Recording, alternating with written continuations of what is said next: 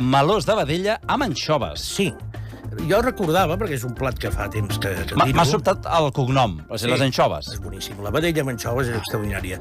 Jo recordava, ho vaig mirar perquè eren els podcasts i tot això de l'any 20, en vam fer una versió que era amb llata de vedella, etc.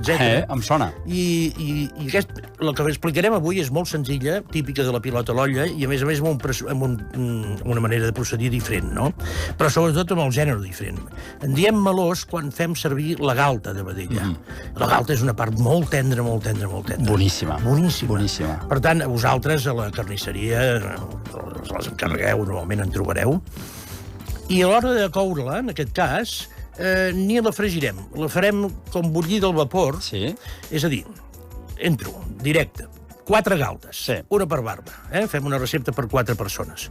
Agafem una cassola de mida, agafa 2 o 3 cebes i les talles amb juliana, poses sal, pebres les teves galtes, les poses a dins i aleshores agafes un brou de malalt d'aquests fet amb colls i punys de pollastre i tot això, una branqueta d'àpid, i ho mulles ben bé, quasi fins que cobreixi una mica menys.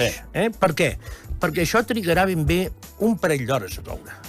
Per tant, tu necessites un foc que no vagi massa alegre, més aviat moderat, que vagi tapat. Tapat, Sí, que vagi tapat, perquè així la vedella anirà traient els seus sucs, aquests sucs es barrejaran amb el brou de malalt, i això et serà la base de la salsa que faràs després. I dius, on t'apareixen les anxoves? Aquesta part del plat ja la deixem oblidada, allò està marxant i tot això. Ara, on t'apareixen les anxoves? Farem una mantega d'anxoves. Aquí, per 4 persones, no hi heu de deixar la cartera. Heu d'agafar un pot d'aquests de vidre petits d'anxoves de l'escala. Tota la vida. Tota la vida.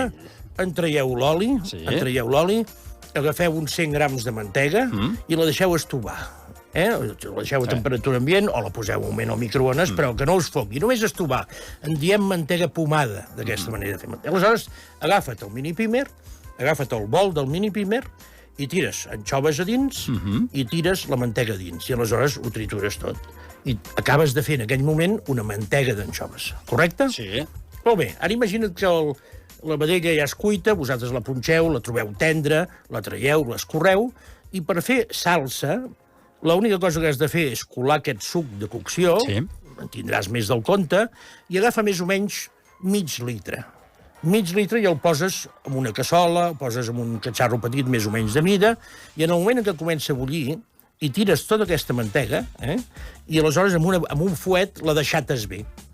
Aleshores, aquí agafes les galtes de vedella, les tens en una altra cassola... Es va remenant, Sí, es va remenant només per deixatar-la. Només perquè es fongui, es deixati, s'integri en el brou de la cocció. I aleshores tu les 4 galtes te les has posat en una altra cassola, aboques tot això dins i que faci xup-xup. El mateix fer xup-xup, la salsa reduirà i la mantega te la lligarà. Tu què has de fer? És molt senzill. Agafa't un cullerot o agafa't una cullera i mentre es va reduint vas napant la galta, perquè tota aquesta salsa li penetrarà dins. És extraordinari.